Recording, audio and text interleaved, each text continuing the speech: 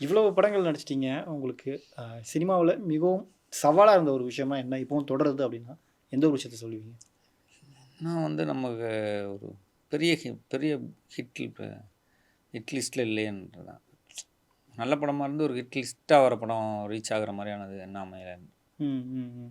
But Tamil சினிமாவுல இன்னும் அந்த ஒரு சூழல் இருக்குன்னு நினைக்கிறீங்களா? ஏன்னா ஒரு ஒரு தயாரிப்பாளர், இயக்குனர் ஒரு நல்ல படம் குடுத்தாலுமே, அது ஒரு பெரிய ஹீரோ இருந்தா மட்டும் தான் மக்கள்ட்ட போய் சேருது அப்படின்ற ஒரு நிலை இருக்கா இன்னமும்? ஆமாங்க.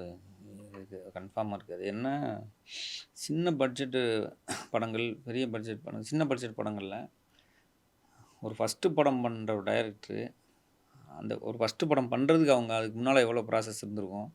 அந்த ஃபர்ஸ்ட்டு படம் கமிட் ஆகுறதுக்கு எவ்வளோ ப்ராசஸ் இருக்கும். அத ஒரு ஒரு பட்ஜெட்ல பண்ணி அத எடுத்து ஸ்க்ரீனுக்கு கொண்டு வந்து, அது தியேட்டருக்கு வந்து அது ஒரு 10, 20 கூட பார்க்க முடியாத சூழல் வந்து படமே டக்குன்னு வந்து ஒரு 3 நாள்ல, 1 வாரம் அடுத்த வெள்ளிக்கிழமை ரிலீஸ் ஆகுது.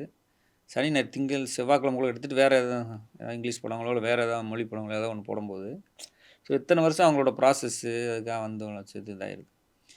பெரிய படங்களுக்கு அப்படி இல்ல. பட் ஃபர்ஸ்ட்டு படம் பண்ற டைரக்டர் நல்ல புரொடக்ஷன்லயோ, இல்ல வேற ஒரு நல்ல ஹீரோ வச்சு பண்றவங்க எஸ்கேப் ஆயிடுறாங்க.